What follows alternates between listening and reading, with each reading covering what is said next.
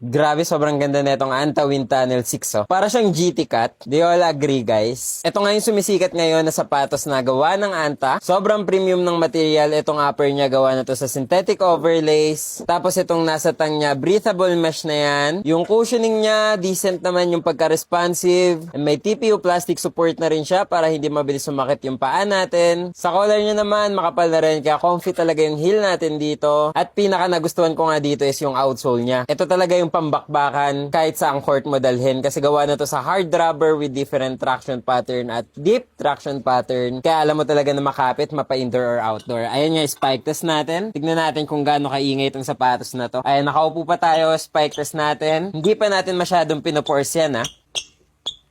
Grabe, sobrang ingay talaga. Pwede rin siya pamorma. Kaya nga kung wala ka pang budget at naghahanap ka ng pamorma at panglaro, pwede nga to. Sa halagang 2,700 plus, naka-discount to ngayon. Kaya huwag nyo na antayin maubusan kayo ng stock dahil sobrang sikat na sikat nga to ngayon. Ilalagay ko na lang yung link nato dyan sa yellow basket.